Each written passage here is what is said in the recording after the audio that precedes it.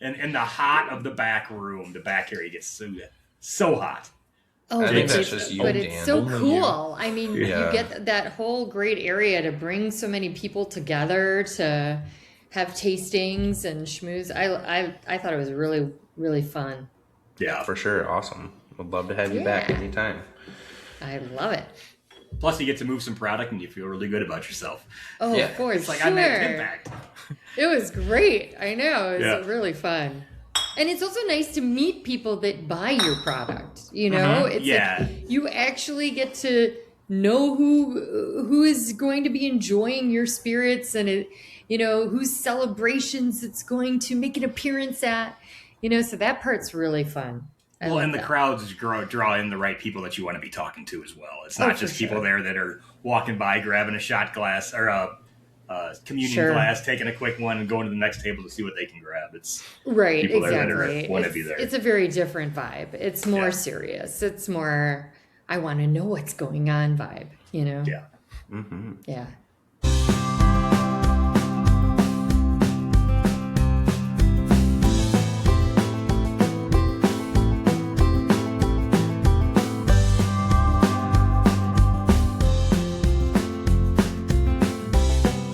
A podcast about bourbon and the ones who drink it. This is Bourbon Matters. Welcome to Bourbon Matters. I'm Jake. I'm Dan. And I'm Gold Eagle Jake. And today we have a very special guest, Dr. Sonat Birnecker, co-founder, and Master Distiller Blender of Koval Whiskey in Chicago. Welcome, Sonat. Thank you for joining us. Thank you. It's a pleasure to be here. Happy to have you. I will jump out there and say I can't remember the last master class. I've had handfuls of customers coming up to me telling me how good your presentation was. So Aw. after that, I was like, we got to get her on the podcast and talk about all things Koval. Well, I'm happy to be here. Yeah. Yeah, And that was a thank great you. class. That was so fun. Mm-hmm. Yeah, we had a ton of fun too. And especially, I feel like a lot of people, with the introduction of the Thresh and Winnow brand and all the behind the scenes stuff you guys do with consulting, a lot of people don't really realize how involved Koval is in the craft distilling world. I mean, maybe I'm remembering this wrong, but you guys had a part in like a third of all craft distilleries in U.S. and Canada or North America get started. That is true. That is very true. So we have educated, and these are people who've flown to Chicago to our classes or to work with us for our consulting purposes. We've had about, I would say, more than 3,500 people from all over the world that have come to our workshops and classes. And we've set up over 250 turnkey distilleries for others, so craft distilleries for others. And this is many of the distilleries that you know of and love in the Midwest.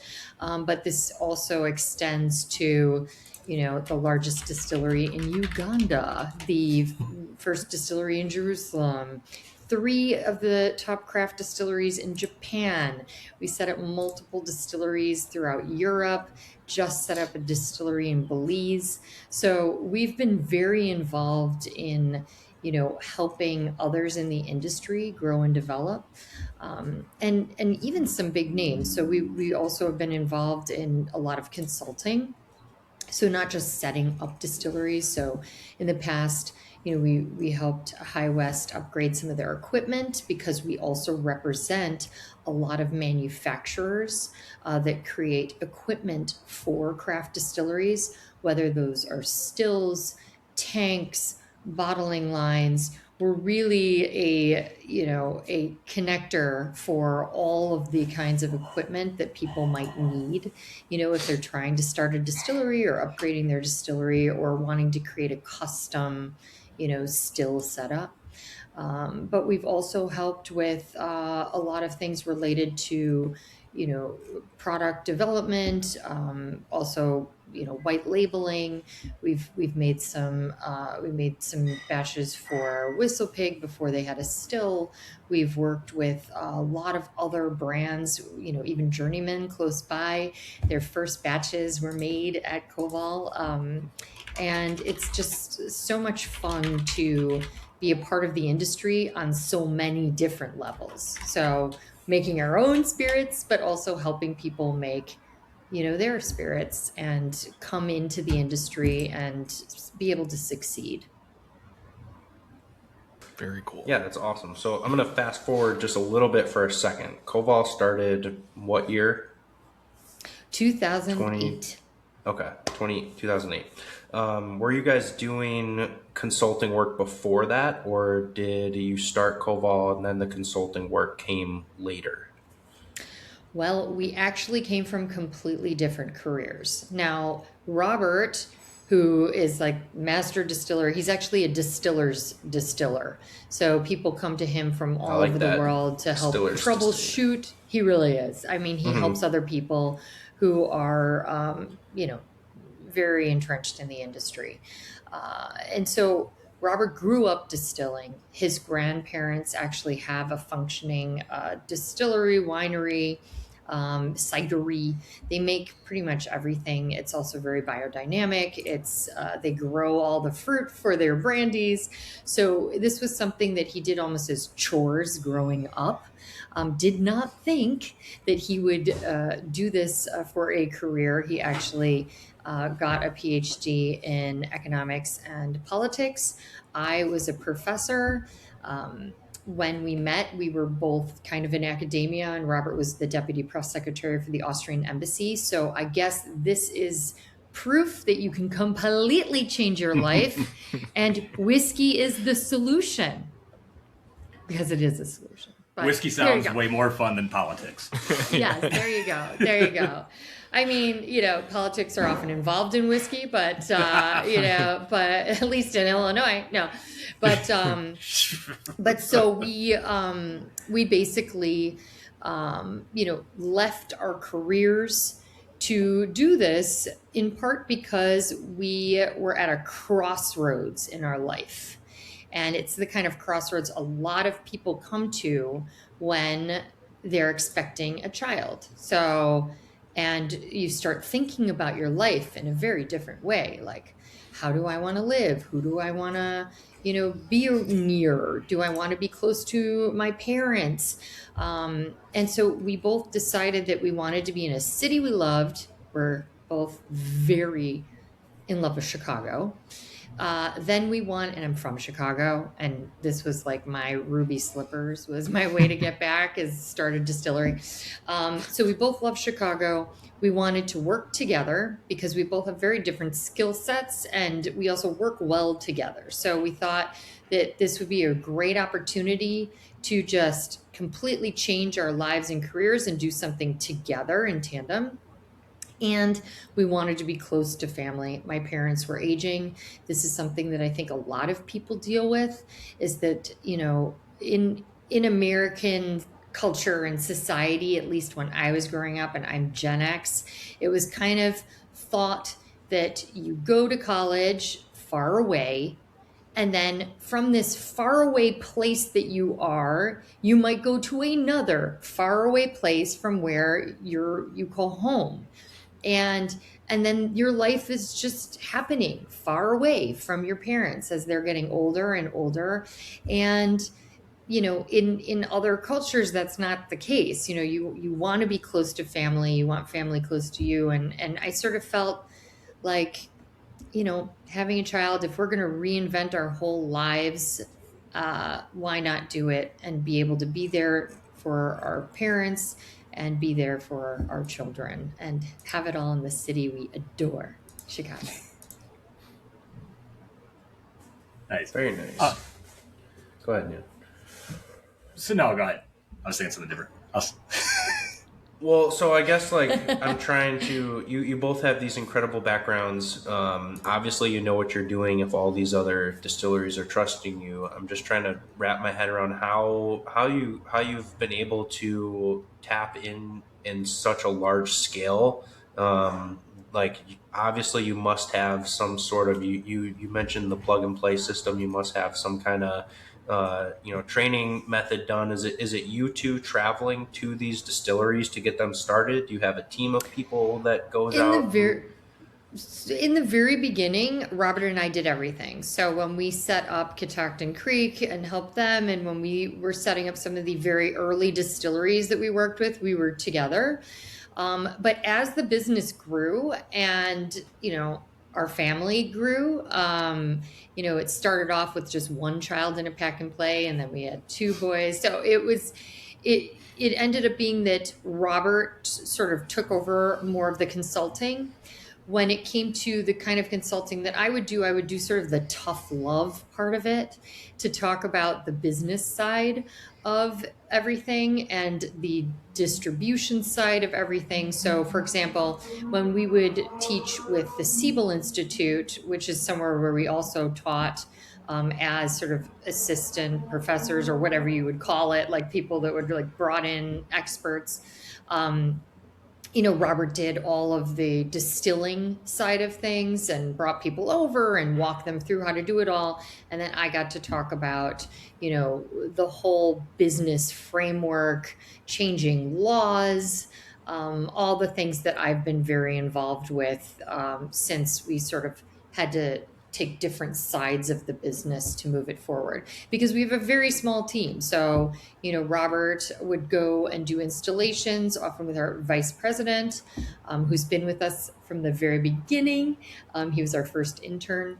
And, they were going through the jungles of Uganda to the Nile River to set up this large distillery. And, but sometimes Robert will go by himself. It really depends. But I have relinquished that pretty early on to Robert when it comes to Legos with large, incredibly heavy copper pieces.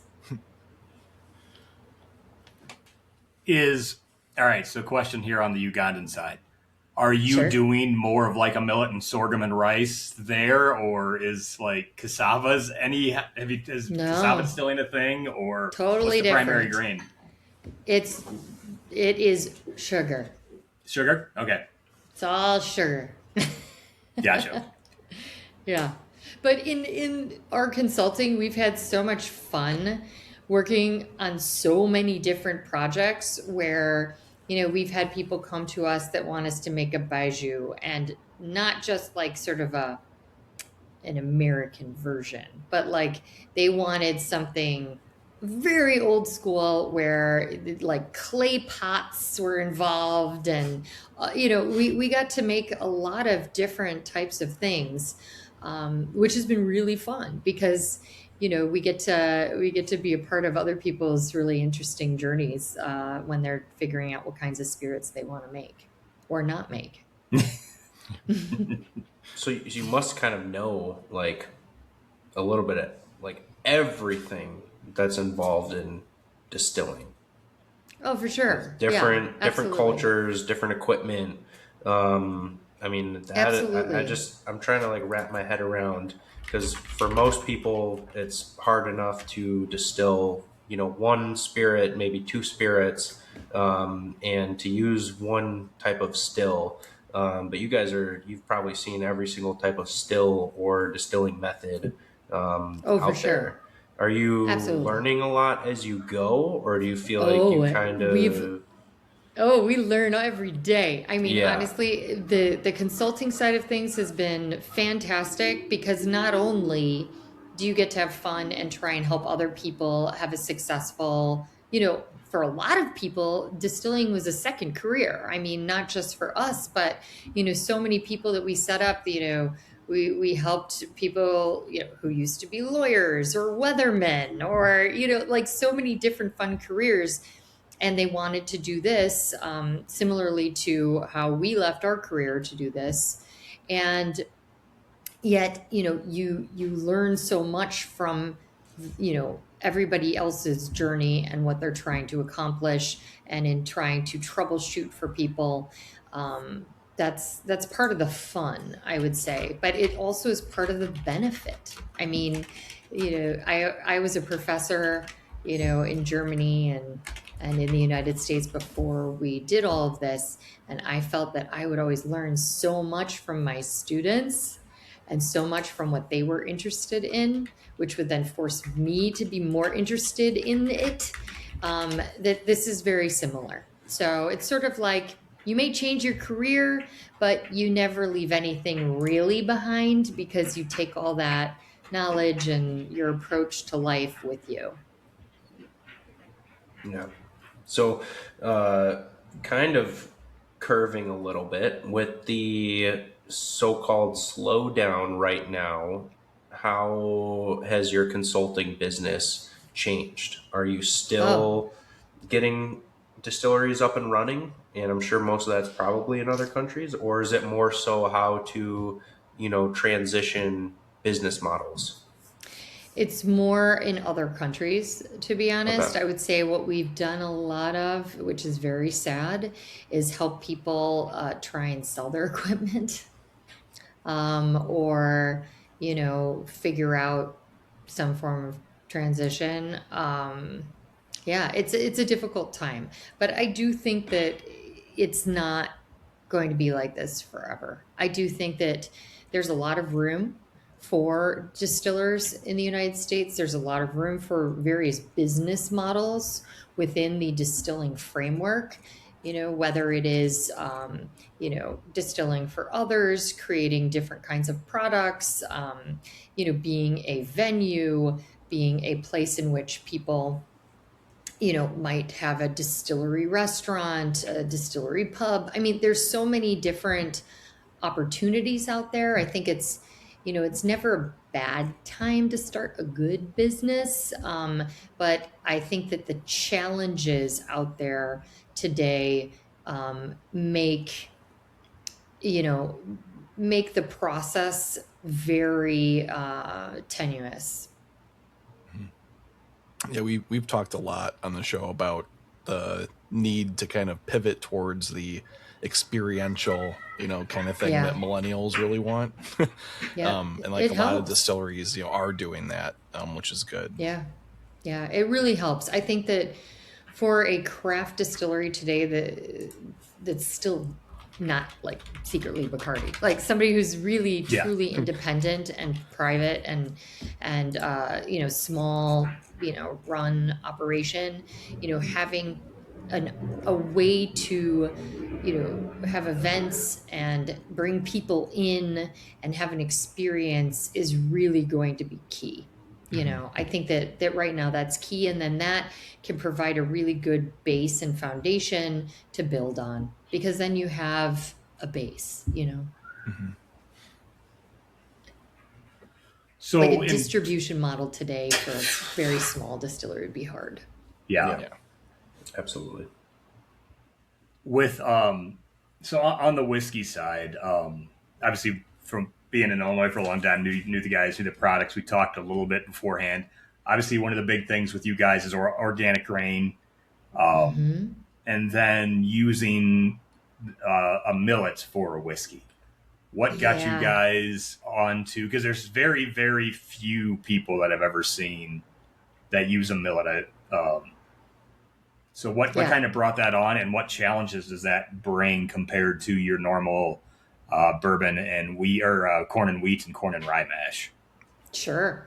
Well, first of all, when we started, our general philosophy was that if we're going to enter an industry that is dominated by very large brands with a lot of power and shelf space, we don't want to reinvent the wheel. Like, we don't want to do things in the exact same way as they're doing them. They're doing a great job.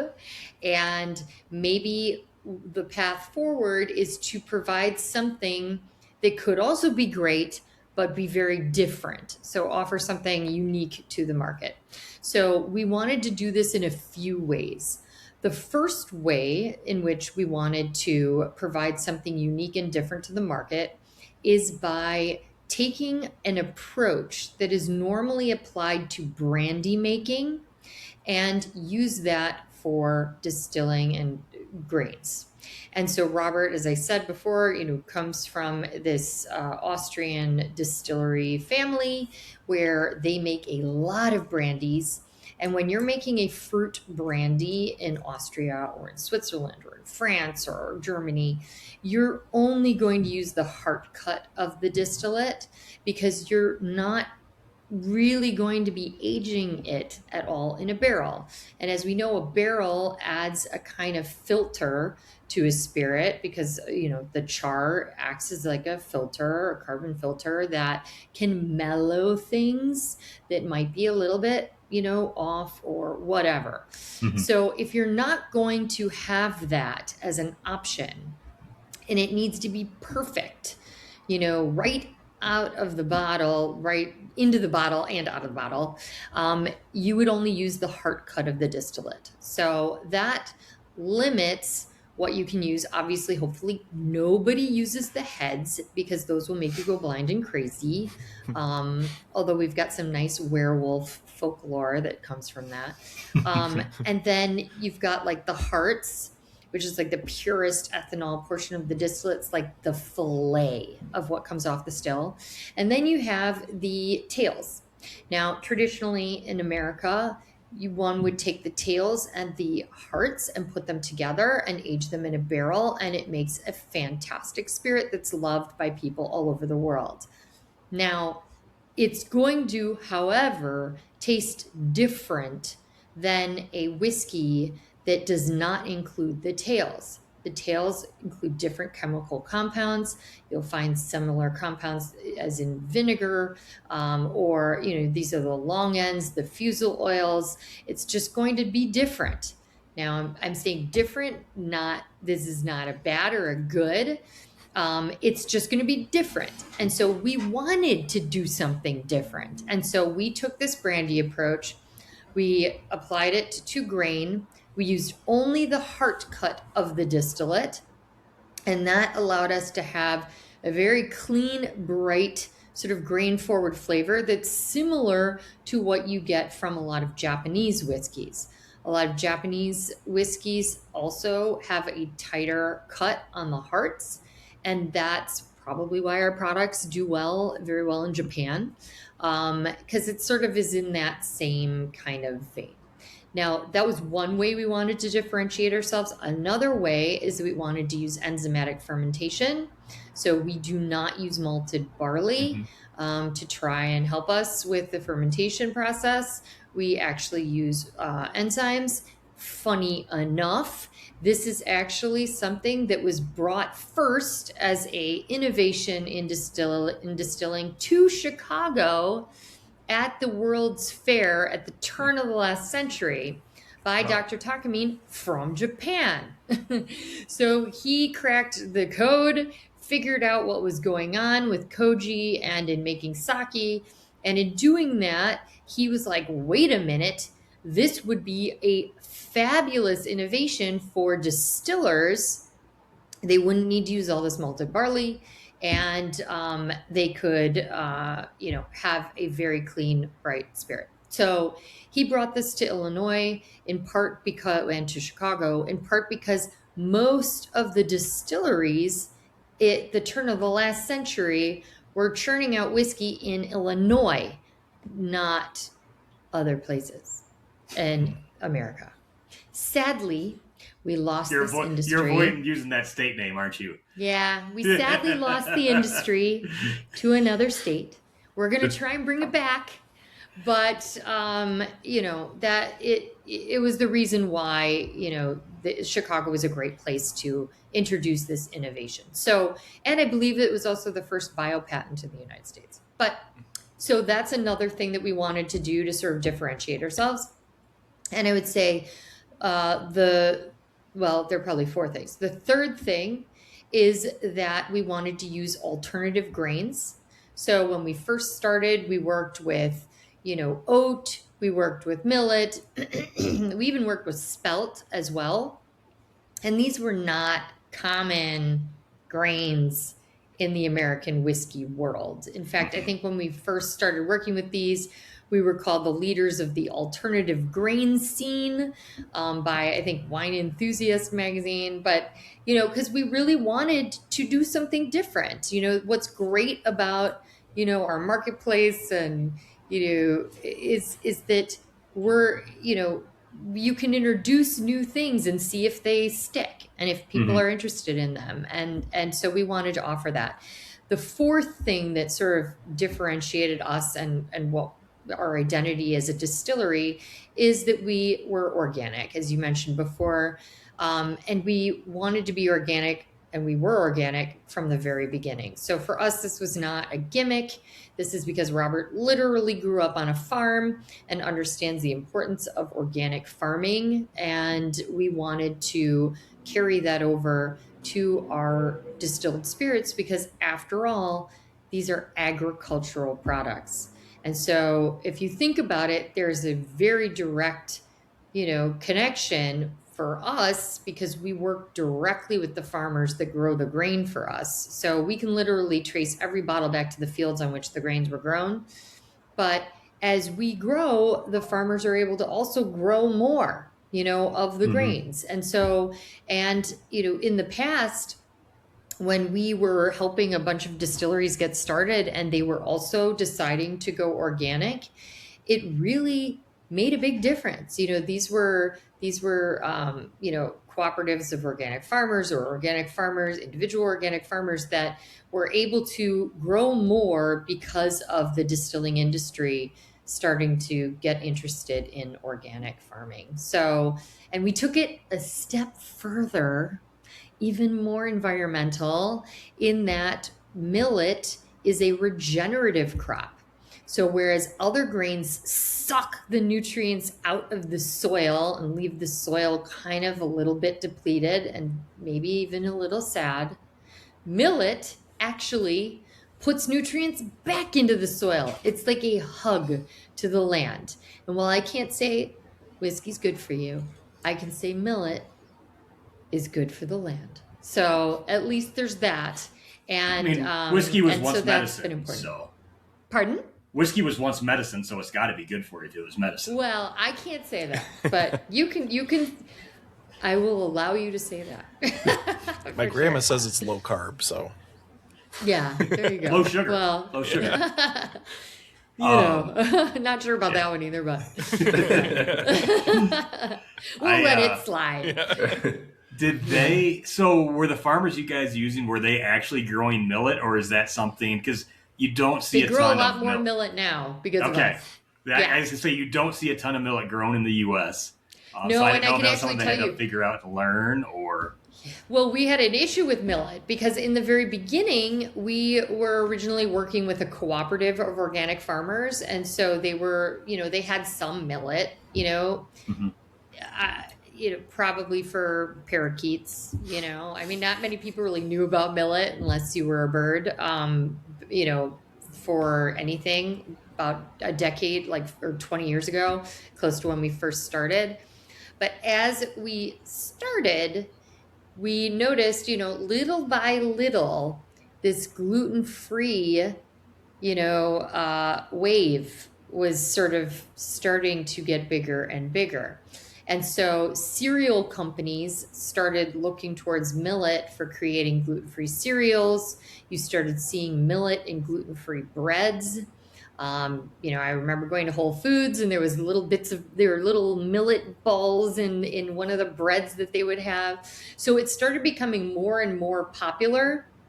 And with that, then we started, the price started going up because more companies wanted millet because of its gluten-free properties. So it became a bit of a battle.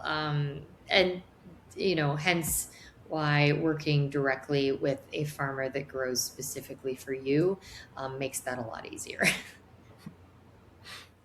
all right. I think that's all my millet questions. Sorry, I'm more the distilling side and grew up in farm country, so that's I love the exciting millet side to questions. me.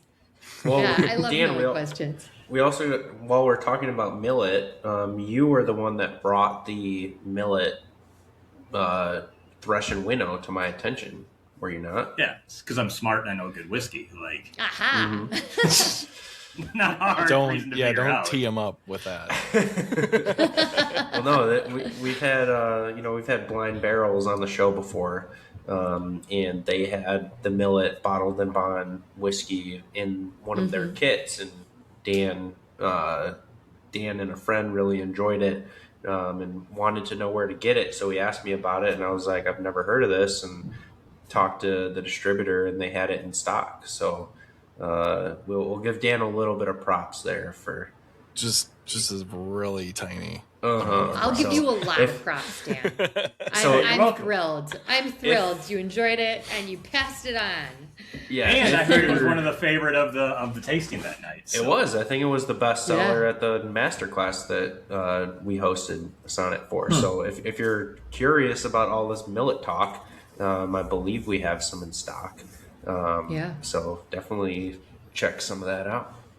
Absolutely. And we've got more for you, Jake. So Awesome. if you sell through, I've got some more. We'll get more. Cool. Yeah.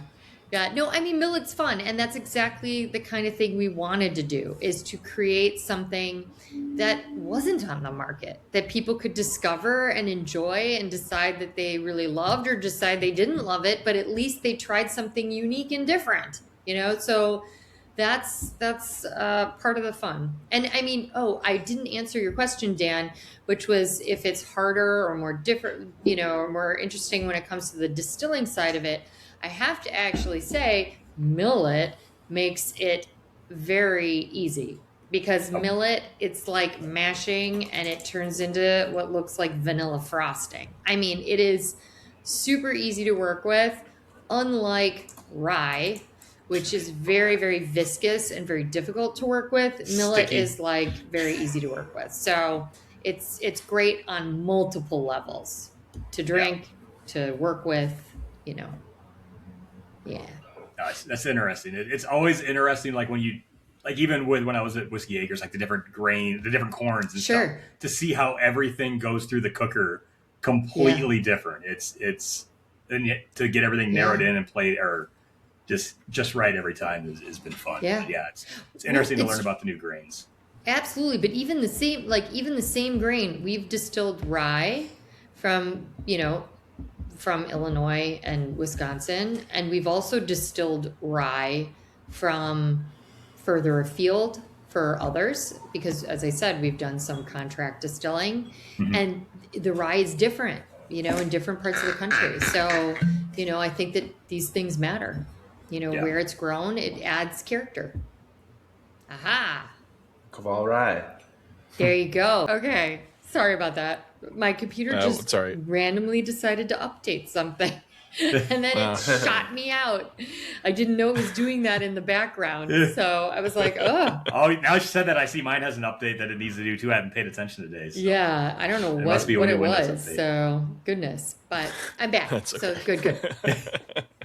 So yeah, as I was saying, with regard to malted barley, we use malted barley only really in two products. It's our 4-grain whiskey, which is malted barley, oat, rye, and wheat. It's actually really tasty, and it's probably one of our more complex whiskeys in that it's got a lot going on with all those different grains. And then we have, we do the single malt, which is all malt. Yeah. And that's in the Thresh and Winnow line. Okay. So let's backtrack a little bit. When Koval started, what products did you guys first launch with? And take us through some of the products. I'm assuming the bourbon and rye and the gin were probably the first products, or am I off? No. Well, the first product was a Bartlett pear brandy, and then a number of liqueurs, because when we started, it was very much, we wanted to honor Robert's grandfather, and he learned how to distill from his grandfather. And so that was one of their main star brandies that they make in Austria. However, very early on, we realized we were not going to send our children to college making fruit brandy. at least not in the United States. And so we were working on creating other products. We came out with a number of liqueurs. We had our ginger liqueur, our chrysanthemum flower and honey liqueur Which very is early incredible. on. Rosehip liqueur. I'm trying to think of which other ones. We had a lot of liqueurs in the very beginning. We had an orange blossom. We had a jasmine. We do not have those anymore. So, of course, now that I said that, I'm going to get people emailing, be like, I want your jasmine. But so those were kind of what we originally started with. And we made a number of white whiskeys. So this was back in the day when people got very excited about white whiskeys for a little while, largely because the craft movement started making white whiskeys.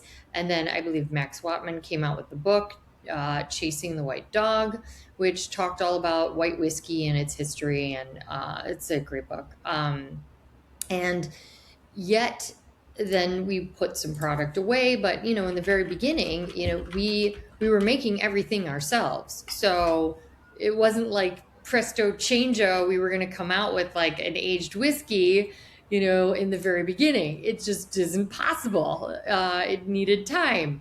So we really were focusing on these other types of products. And gin actually came much later. And that's in part because I originally did not like gin at all. And we sort of, other people were making gins. We were sort of helping them make gins. And, we sort of challenged ourselves to create a gin that we would like room temperature with nothing else, just by itself. And that if we could create that, then we would come out with a gin. And so we came out with our gin, our Koval dry gin, which is, in my view, because I liked it and I never liked other gins, it's very, very balanced. It doesn't taste like you're eating a pine tree. It works really well in a range of cocktails. Also won double gold at San Francisco World Spirits when we entered it. So that was sort of the beginning of our gin journey. After that gin, we made the cranberry gin liqueur, which actually we were inspired our Italian, yes, there you go, which is now one of our best sellers worldwide on premise. We originally It is made our best-selling Koval product. Wow, yeah, I'm not surprised. Yes. Mm-hmm. It's dangerously good. When I bring that to a party, and you know how like sometimes you bring it to the party and they'll open it and then they'll leave it with all the other spirits in some sort of like drinks area, and I'll walk back to go get some more and it will be gone. And I won't know where it is. And I'll be like looking, and then I know it, like I've seen people have hidden it so that other people wouldn't get to it. Like that they would have it so that when they wanted more, it would be there. It was like behind somebody's grandfather's picture, or it like migrates to some other room, But it's a very easy sipper, but it is fantastic in spritzers, which are all the rage these days. What we originally made it for the Italian market, in part because our Italian distributor and others in Europe wanted to have a spirit that could be used the same way as some of these sort of very bright Italian aperitivos, but that had our ethos of being organic, no colorings, no flavorings, like nothing artificial, just all natural. And we were sort of challenged by them to create something that also had a kind of American identity in the process. And so we thought cranberries would be perfect because not only do they grow very close by in Wisconsin and in Michigan, but they are also native to the United States. So it makes the perfect American aperitivo to spritz with sparkling water, to spritz with sparkling wine, and to sit out on your patio, but also makes other great things. So we then did that one. And then after that, we did a barrel-aged gin, which is also fun and makes a really yummy Negroni. that Jake's a sounds big good. Negroni guy. Yeah. Yeah, me too. They're fun. They're good. Before we started recording and everybody else joined, you and I were kind of talking off camera, and I said that I'm 99% sure that Koval is the first distillery that I ever went to. Woo! When I turned 21 in college, back at the original location, which I did a little bit of math. I think it was 2012 when I Wow. would have gone. That's great. Don't trust his math though. He told everyone we just had our 5th year Don't you anniversary, just subtract and your we started age in from 2022. Yeah. the year back Yeah, to I 21 double-checked. years old? I calculated it. I still Oh, just yeah, trust 12. that's a little bit of math. I love But, that though. It warms my heart. Honestly, I would say one of the best parts of being in this business is, especially when you have a place for, where people can actually go to and like do a tour or a tasting or an event or have a tasting room, is that you become a part of people's milestones and lives in such a really wonderful way. I mean, we've had people get engaged at the distillery. We've had like TV shows there. I think they filmed that TV show. What's it called? Like Blind something. Love is Blind. They were there, and did like an episode. I mean, but it's so Gotta wonderful. tell I my mean, wife. we've had people celebrate at the distillery. Also, people gather at the distillery at like difficult times, where they want to be with friends and family to, because they need support and they need love and they want to do it in a place that makes them happy. And it's so nice to be able to make a product that can interact with the human experience in that way. Yeah, definitely. Yeah, I remember it. Me and my buddy went, and our limited experience in whiskey was like sipping Jameson out of Glencairns and being like, "Ooh, this is like so fancy." Sure. I do remember the rye was my favorite of the Awesome. night. Yeah. Which I think I'm pretty sure we had tried a bourbon, a rye, gin, and a vodka, and maybe one other type of whiskey. But I can't remember. Yeah, it was a long time ago now. That's fair. That's fair. That's great. But a lot of craft distilleries in particular, when they're starting out, they have new product. It hasn't been necessarily fine-tuned. Right. A lot of people try it in the first couple of years and get turned off. And never come back. And so I'm sure there's a lot of our listeners that tried Koval like 10 years ago and were like, whatever, like it's craft whiskey and like it's fine, but it's not like the most incredible thing of all time. We have a lot of people that felt that way about Whiskey Acres as well. But what would you have to say to anybody that tried it a long time ago? I mean, and I can maybe also haven't tried it recently. Yeah, I can also tap into that really quick before you. Yeah, I mean, I was one of those people for sure. I didn't dislike it, but it was, for me, probably 8-10 years ago when I first tried it, and it was like, oh, it's a Chicago craft whiskey.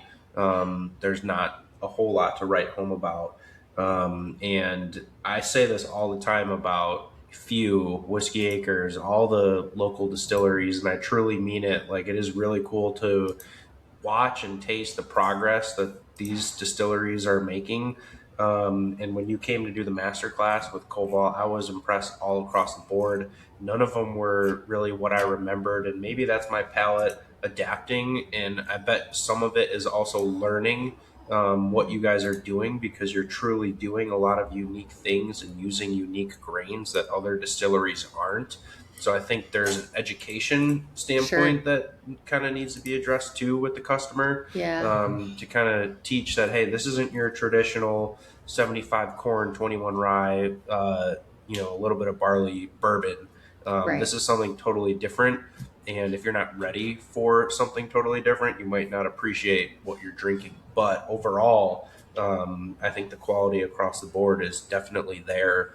and we're going to go into the thresh and winnow line here in a little bit. But you have something for the person who's just getting into whiskey. You have something for the connoisseur. You have something for somebody who just wants something they'll never find again at any other distillery. So props to you guys for constantly fine tuning and improving. But I mean, do you feel that you guys are, getting better and better as time goes? I'm sure it's a never ending process. Absolutely. I mean, I think that, in the beginning, it's very much like a smaller farm distillery operation, because I mean, that's really the equipment that we had also. And I think that, as we've evolved, I mean, we are one of the most high-tech distilleries, at least craft distilleries probably in the United States. We have sensors on everything now. We started with the 300 liter still. We have 3 5,000 liter stills right now, completely censored, completely monitored. We never fly blind. I mean, that's something that only the big guys were able to do. But we brought that kind of automation and insight to the craft, spirits world as well, so that others could have, complete control, know when the flow rate's off, know when the temperature is off by a point. Like, we really have it down to a science. We had the art already, but now it's also like the art and the science completely, because we have that kind of equipment.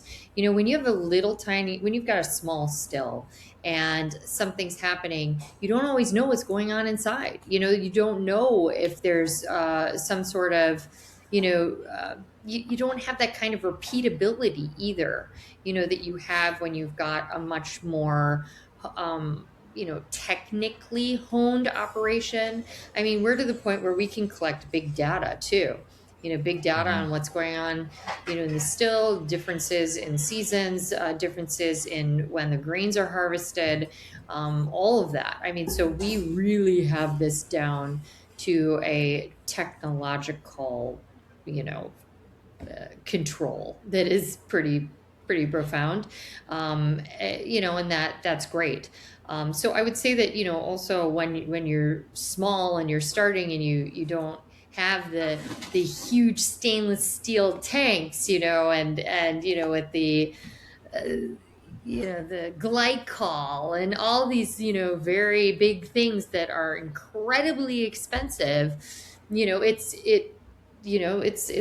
a bit of a different thing. But I would say that any of these brands that are local are certainly worth supporting and worth trying again, whether it's us or any of these other brands. I think a lot of the brands that entered the scene, over a decade ago, if they're still around, there's a reason.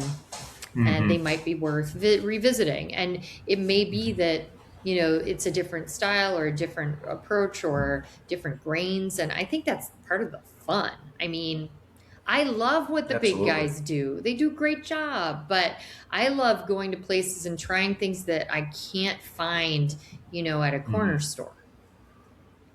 I just think that it's nice to be able to do that. And it's also nice to be able to find out who's behind it. I like traveling and trying different things. And this was true for, going abroad. If I go abroad, I want to try what's local. Like, I will sit there and try Unicum multiple times until I figure out why that is the national drink of Hungary. I will do it. Because I think it's really great to be able to explore things that are not necessarily, obviously things that appeal to my palate, but I think that you learn things. I mean, they say it takes, drinking Baijiu 70 times before you can fully appreciate it. So I haven't really gotten there yet, but there are all sorts of products that really grow on you. I mean, and ultimately it's like, it's like a lot of things. It's like, I didn't really love mushrooms when I was little, and now I think that they taste great, and I love them sauteed, and especially smoked and then sauteed in butter. It's like, wow, I have that in my life now. You know, Yeah. it's like, I didn't appreciate that like when I was younger. So I feel like there are a lot of things that, you know, are out there. And the other thing that I think is interesting, and another reason why I would recommend people go out and try things maybe that they haven't tried in a long time that are local to them, or try things that are not things that they would normally try, it marks time in a very special way. And if you try something and it's unique, it's like a perfume or it's like a piece of music. It's like you can then go back to it. And it's then like going back in time. And it's such a wonderful thing to be able to do. And, you know, we have a few things that can help us time travel in this life. Music certainly is one of them, but I definitely think alcohol, drinks, how they're prepared, what they are, what they're made of, you know, it all makes a difference and it helps us sort of capture the moment. I am totally with you on trying when you're traveling, trying the local drinks. Just forewarning, stay away from Floki if you're in Iceland. I actually haven't had Floki. That's the single malt that they stop the malting process by burning dried sheep dung. Oh, I've heard of it. I've heard of it. I was actually supposed to meet the distiller when I was over there last time, but jet lag got me and some whiskey got me, and Fair. we woke up a little late. I'm glad because it was difficult to try and drink and like act like I didn't want to be an a-hole if I was going to meet this guy. Sure. And drink a whiskey that has a very interesting flavor in it, and try and act like it was. Yeah. So just heads up on that one. If you're in that part of the world, stay away from Floki. Interesting. I appreciate the warning. Yeah, you know, there are a lot of things that are distilled that people don't realize what's in them, which is kind of why I like having what we use on our bottle. Like if it's rye, it's 100% rye. If it's, you know, something else, like we say what it is. You know, especially, you know, having been in this business and been on the consulting side and sort of seeing what's going on. I mean, some of these like pits, like rum pits or things, you know, they've got things in there that are interesting and unique. And, you know, and sometimes for, you know, different kinds of spirits, like, you know, I believe there's some mezcals that are distilled through various meats, you know, people don't know that. Like, it's not on the label. Yeah. So, I mean, I like that whatever we do, it is what we say it is, and there's nothing artificial, and we don't add anything to it. There's no colorings or any of that stuff. So, and also no smoked meats or other things. Or burnt sheep dung. Yeah, definitely. I mean, myself in particular, but all three of us like to harp on, you know, transparency in the spirits industry in general. Sure. You know, I think, you know, it's kind of, I mean, I understand why certain brands have their like secret recipes and they won't give them out, but at the end of the day, like nobody's going to be able to duplicate what Buffalo Trace is doing. For sure. Why are you being so exactly obscure, you know, about everything? But, yeah, I mean, it's like the Indy 500. I mean, all the cars are pretty much exactly the same, but the drivers aren't. Yeah. Mm-hmm. So, I mean, there's, you know, no one's going to be able to repeat what somebody else is doing. There's so many factors that go into it, you know. But I also, when I first was, you know, getting really entrenched in this industry, I was amazed by all the smoke and mirrors, you know, how vodka can be full of all sorts of additives and it's allowed, you know. You don't need to tell anybody. I mean, that's not okay.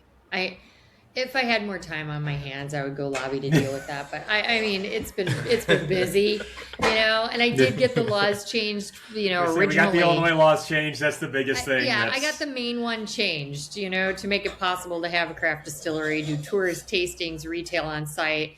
So I went down to Springfield. I dealt with some characters. It was an experience. But you know.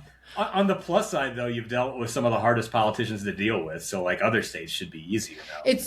Minus a couple ones. Yeah, I would definitely say that's true. There are some other states where it maybe is similar kind of experience, but it definitely was one of, I would say, the more unique ones.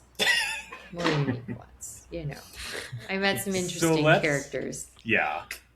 Let's talk about Thresh and Winnow. So I didn't know, like, when I left, like, I had only really known Koval. Mm-hmm. My first ever with Thresh and Winnow was in the blind barrel. I'm very glad it was in a blind barrel because you have no clue what you're drinking until the very end. Right.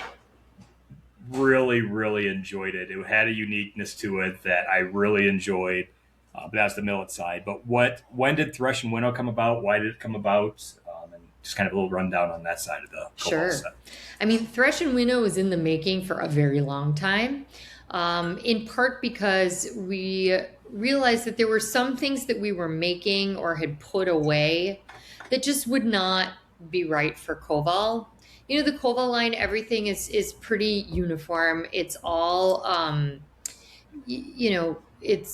it's very tight in how it's organized, and all of the spirits in that line are, about 5 to 6 years. It's not going to be anything older than that.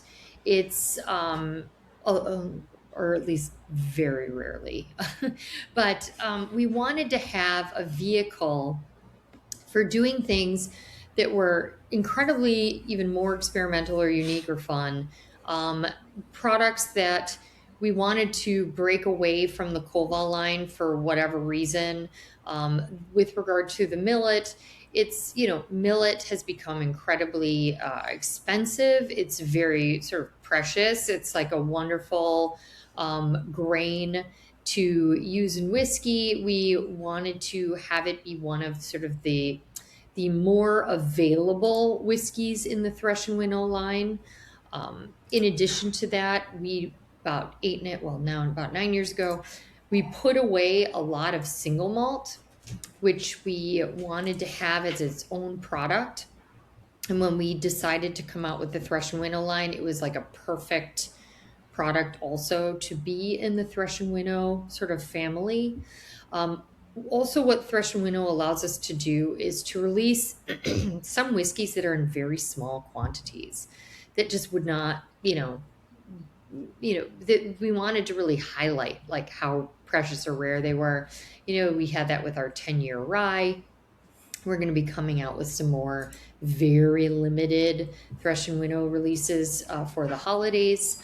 And it allowed us to do like a fun bourbon that's aged in fruit brandy barrels, which is really a marriage between the American spirit and the Austrian spirit. Sort of, it's like my marriage in a bottle. So, we wanted to do that in the Thresh and Winnow line. So it allowed us to do different things. But that wasn't where it ended. We also wanted it to have the most beautiful bottle in the world. And that was the design brief I gave to Dando Projects. I said, it was a very difficult design brief. I'm sure that they were like, oh, goodness gracious. I was like, I want the most beautiful bottle in the world. I want it to be great for both a gin line and a whiskey line, but look different. And I want it to show and highlight that this is really an agricultural product. And I want it to be something that is sustainable in the sense that no one will want to throw it away. Like it will become something that people will want to keep in their homes, turn into a vase, turn into, a candle, whatever it is, a lamp, that it would really stay with people. And I think they knocked it out of the park because we won Best Whiskey Design in the world from the Die Line Awards, which is the most prestigious design awards you can win. We won that for the Thresh and Winnow whiskey. Won many other design awards in addition to awards for what's in the bottle. So they're like all over 90 points and very pretty. Can we get a picture, Jake or Dan, Can you pull it up? No, we're not throwing ourselves under the bus on this one. We are we to be fair, the people that listen to this did a good job of calling us out. Sometimes we don't put a lot behind what we do, and one day we decided we were going to do a tier list of like decanter style bottles. We didn't think the Thresh and Winnow line, because it's not one we've used a ton of, and it wasn't in our tier list. And then on the next episode, I was like, we forgot one of the most important bottles. It won the Die Line Awards for the best packaging. You can look back 3 or 4 episodes where we were talking about this. Aww. But we ate crow. We brought it forward. Yay! We admitted a mistake. Yes. But yeah, it's a beautiful glass. Gorgeous. Yeah. And I mean, they really do, like, how, you can't really picture this. You need to come in and just buy a bottle from Gold Eagle and then just look at it at your home. But it's incredible that the gin and the whiskeys both use the same glass and both look incredible in their own way, and you can very much differentiate the two. That I think that is very rare, and you don't really see that in this industry. Yeah, I mean, they did a great job. One thing we talk about too is I'm probably the crotchetiest one of us all. I am the crotchetiest one of us all. Yeah, for sure. Like we'll talk about value a lot, and like I mean, just the one thing I like about the line is it's $100 price point line, right? And like when you consider like a lot of the stuff in these are 10 plus year, which whenever you're looking at craft, you're looking at $10 a year. Smaller batches, more higher cost than what the big guys are. We understand that, but like the fact that it's older whiskey, it's in expensive glass because that's not cheap coming from your bottle company. It looks like cut crystal, yeah, and it still falls in the $100 price range, which for a lot of 10-year or very aged craft in a beautiful bottle, I think you guys nailed it on the price point, and that's why my friend out here, they don't drink a ton, and I talked to Jake, he told me what the price was, and she's like, "Is that a bad price?" I said, "No." I'm like, I'm normally against $100 whiskeys, but I'm not gonna tell you not to buy it because of price.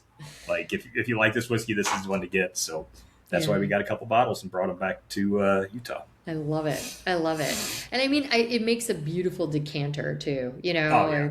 You could fill it and just use it over and over again. So, and these guys know I'm a sucker for good glass because I like to repurpose bottles any way I can. Yeah. I've made lots of lamps and candles and other things in my life. So it's just like, if I get a bottle and I can reuse the bottle, that's $10 in itself right there. I just saved on another project. So. Yeah, absolutely. I mean, and if you work with glass, I mean, you could even turn it into like a really cool like glass, for drinking. Yeah. Future whiskeys. It's a big glass. Yeah. I'm not complaining. Yeah. Yeah, right? I only have a couple DOS boots in my house. Love it. Yeah. So, Sonat, if people, like, we got a lot of people in Lake County, obviously, because we have a lot of Gold Eagle support. If people haven't been to the distillery, where are you guys located? What do you guys have special events on weekends? Like, how do we get people to, as much as we like to promote Gold Eagle, I also like to promote going to the distillery and buying directly from the distillery. Absolutely. Tours. What can someone expect by coming to the distillery? Sure. Well, there's a lot that we have to offer. So first off, we definitely do tours, and obviously they're tastings as part of the tours. We have different kinds of tours. Sometimes they're very whiskey focused. Sometimes they'll be like a general tour, or we'll do something, gin focused, so people can check on the website and see what kinds of tours are upcoming. We also do cocktail classes, so where we teach different kinds of cocktails, and sometimes we have pre-prohibition cocktails or, modern cocktails or all sorts of fun cocktail classes. But we also do other kinds of classes. We do bonsai classes and, like all sorts of various fun sort of craft classes and things where you can meet people and do something fun and drink, spirits while you're at it. We also have obviously a retail store where you can get a wide variety of things, some things that are not available outside of the distillery. We've got a lot of our fruit brandies in the Susan for President line, which is there, and a number of liqueurs too. You can also taste things that are not even in our store in our tasting room, which are you can have some cocktails with our rum, which I believe is like a 10-year rum that we made a long time ago, and a number of other types of fun spirits. We also have in our tasting room a great rule, which is that you can bring in your own food. So if you want to journey down to the distillery and you really want to get tacos from next door, or you want to go get pizza from down the street, Spaccanapoli, or you want to just have a party with your family and you want to bring your own cheesecake or whatever you want to do, you're welcome to do that. We want people to come and enjoy and feel like family and that this is sort of their living room in a way. And we also have a patio, which is great for many reasons. It's wonderful in the summer for enjoying our slushy drinks, but it's also great because we've got a lot of games out there. We also have the entire parking lot, which we can close off. And so if you come with younger family members, we will give them chalk. They can draw on the ground or on whatever they want. We also have games. You can watch your children. They're trapped. We can close the door. They can't escape. They can draw on stuff, and you can have an adult conversation and enjoy a cocktail. Sit outside on the patio and watch your kids. So that's also a fun little perk. So yeah, we do a lot of stuff. It's fun. Come down and visit. Jake R., that sounds perfect except for the adult conversations. You can have all your kids do everything, but we know you can't have adult conversations. Sounds like a great weekend. Give it my best, but it cannot be since you turned 21 since the last time you were there. When you live that close. I'll definitely be diving into at least one cocktail, but hey, don't sleep on the bonsai tree classes either. I'll eat shit in the comments for this. I did a bonsai class a few weeks ago. It was fun. Yeah. I got a cool looking bonsai tree. I love it. It was fun. I like that idea. Yeah, absolutely. That's cool. Super fun. Something different. Yeah. Why not? So I guess my last question for you, is there any projects or products that you're currently working on that you're very excited about, or that you can hint about that we can look forward to in the future? Sure. We're always working on sort of new and unique and different things. I would say that the most recent project, which is pretty new and relevant for the weather, is we came out with our RTDs. We've got cranberry gin spritz RTD and a whiskey highball RTD. But what is future that I can let you know about is that a long time ago, we distilled a lot of beer from some very popular breweries in the Midwest. And that has been aging. And it's going to be really delicious. So that's in the future. Jake R. was hoping you're going to say a RTD of dad water. That's his summer drink. Right, that's fair. So yeah, but that's what we got coming. So it should be fun. But and then obviously for the holidays, I mentioned we've got some other thresh and winnows that'll be in very small quantities. Nice older age statements for those that like those things, and tasty. Nice. Yeah, I might have to convert to the whiskey highball. You got that in stock, Jake? No, not yet, but it was a vodka highball, wasn't it? Was it the Koval was one? it whiskey or it's bourbon? Yeah. It's a bourbon highball. Okay, all right. I'm excited for the spritz. I want to see the spritz. Your take on the spritz. Yeah, it's really yummy. It's really yummy. I mean, people can, make it at home as well, if they buy a bottle from you, and then they can spritz it in all sorts of ways, whether it's Prosecco or champagne or just like sparkling water, or you can go sweet like they do sometimes in Wisconsin, add some ginger ale or some Sprite. It's all good mixed with the cranberry gin. But the cans are just a very simple spritz, but delish. We have thoughts, and as big of as a fan as I am of Wisconsin, I cannot stand a Wisconsin old fashioned. I've tried them. I think I've tried them. You can get it in 3 different ways, right? What is it? Up, down, right, left. I mean, they've got, it's like a whole fun culture, and I mean. I'm not sure which one I enjoyed the most, because I had like all the different versions.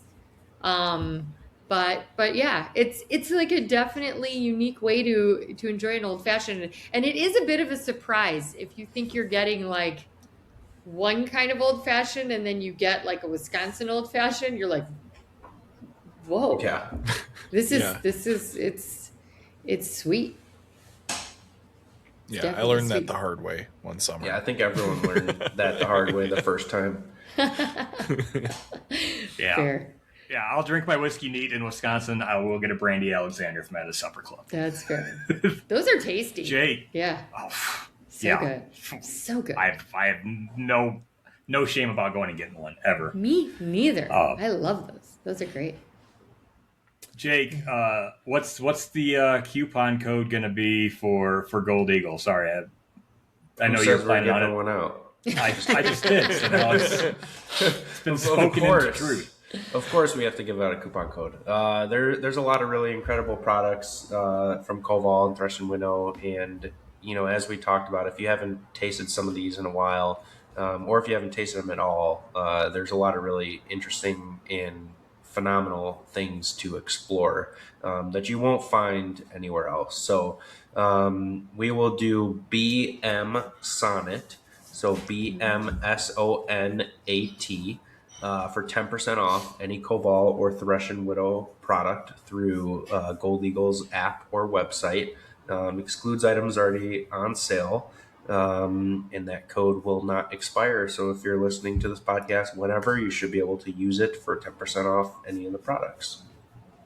Amazing. I love it. And Jake, if people want to go back and hear us eat crow about not putting the Thresh and Winnow bottle on the tier list, where can people hear other podcasts, see our socials, see a really cool picture I took this last weekend for Memorial Day? Yeah. If you want to see Dan's picture of Oaxacan corn on a Bronco, go to in the mountains. In the mountains. Go to Instagram and Facebook. You can find us at Bourbon Matters. Listen to us on Apple, Google, Spotify, or pretty much any other podcast platform. Watch us on Spotify and YouTube.